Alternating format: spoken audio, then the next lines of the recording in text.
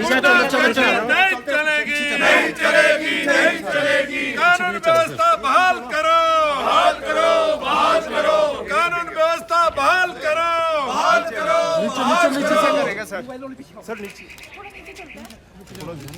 तानाशाही मुर्दाबाद, मुर्दाबाद, मुर्दाबाद। तानाशाही हाय हाय हाय हाय हाय हाय। आराम से। हिमाचल प्रदेश विधानसभा के मॉनसून सत्र के पहले ही दिन आज विधानसभा में हंगामा देखने को मिला और विपक्ष के कड़े तेवर भी सामने आए। विपक्ष की तरफ से स्थगन प्रस्ताव लाया गया और मुद्दा था हिमाचल प्रदेश में बिगड़ती कानून व्यवस्था।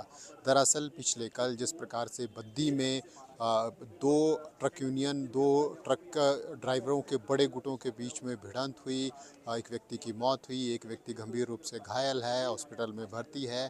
उस मुद्दे को, इसके अलावा बिलासपुर कोर्ट परिसर में पिछले दिनों जिस प्रकार से गोलियां चली थी, उसके मुद्दे को लेकर और प्रदेश में अनेक घटनाएं जो कानून व्यवस्था से संबंधित है, उसको लेकर आज सदन के अंदर स्थगन प्रस्ताव लाना चाहा, लेकिन नियमों का हवाला देते हुए संसदीय कार्य मंत्री ने इसका विरोध किया।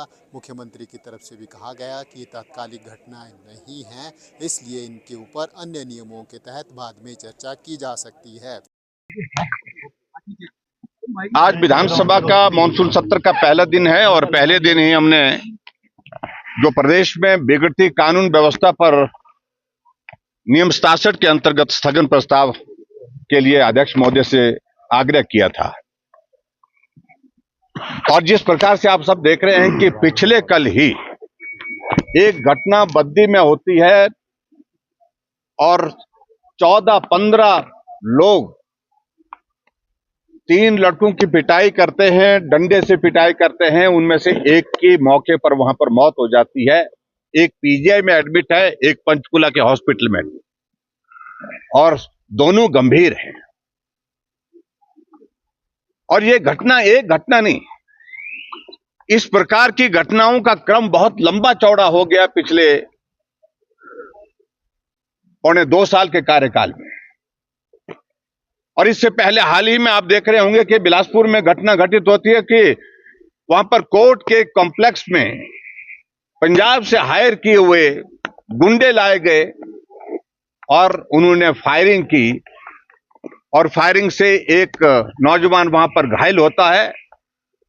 और इस बात को लेकर के भी ये जरूरी है कि जो वहां से गुंडे लाने वाले लोग थे, उनमें से एक पूर्व विधायक का बेटा है।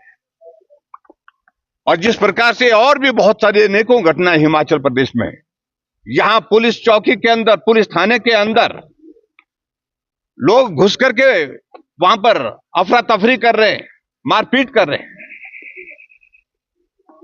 माल रोड के हमारे पुलिस के कंट्रोल रूम के सामने वहां पर एक युवक की हत्या हो जाती है। अनेकों क्रम इस प्रकार के हैं जिसके कारण हिमाचल प्रदेश में कानून व्यवस्था नाम की कोई चीज नहीं रह गई। और हिमाचल प्रदेश में पूरी सरकार ने पुलिस को किसी और काम में लगा के रखा है।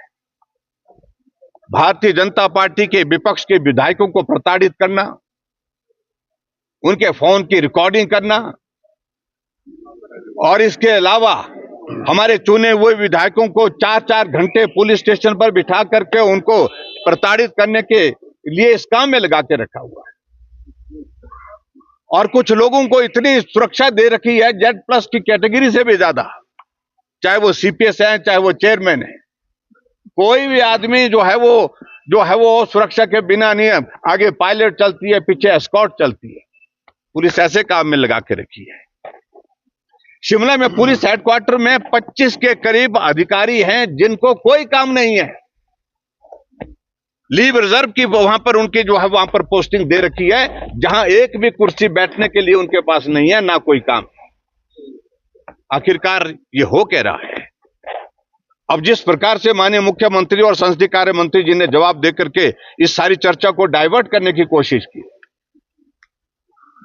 मेरा यह मानना है कि ना मुख्यमंत्री जी गंभीरता से ले रहे हैं, और जहां मुख्यमंत्री जी इस बात का जिक्र कर रहे हैं कि हिमाचल प्रदेश में चिट्टे के और जो ड्रग पेडलर्स हैं, ड्रग का जो माफिया है, ये उससे जुड़ा हुआ मामला, जुड़ा हुआ जिससे मर्जी से हो, लेकिन कार्रवाई तो कानून के मुताबिक होनी चाहिए।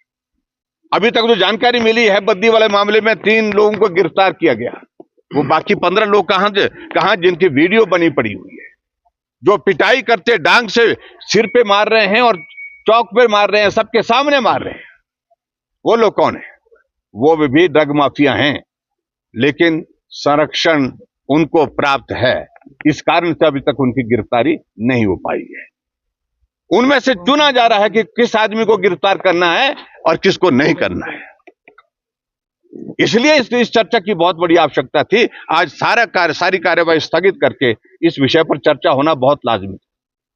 पूरे प्रदेश भर में जिस प्रकार की हत्याएं, बलात्कार की घटनाएं और ड्रग्स का तो प्रचलन इस प्रकार से बढ़ गया कि जो खुद ही मुख्यमंत्री कह रहे हैं कि घटना ड्रग्स से जुड़ी हुई, तो ये कोई अच्छी खबर है क्या?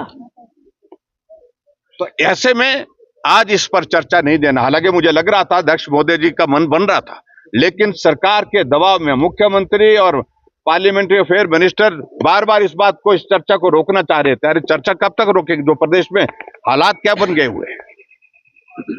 इसलिए हमने नियम शासन के अंतर्गत चर्चा मांगी थी, चर्चा नहीं मिली, हमने वो रनौत वाला विषय बहुत अलग तरह का, पार्टी ने संज्ञान लिया उस सारे विषय पर, उससे ज्यादा कहने की आवश्यकता है। Thank you.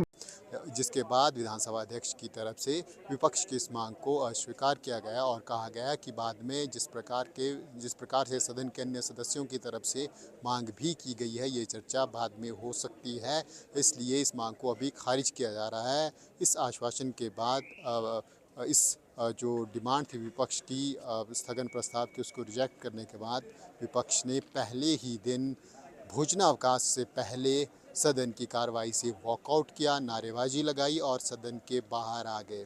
अब नारेबाजी करते हुए दोबारा विपक्ष के सदस्य सदन के भीतर प्रवेश कर गए हैं, लेकिन क्या कुछ मुख्यमंत्री ने कहा, ये आपको अब सुनाते हैं।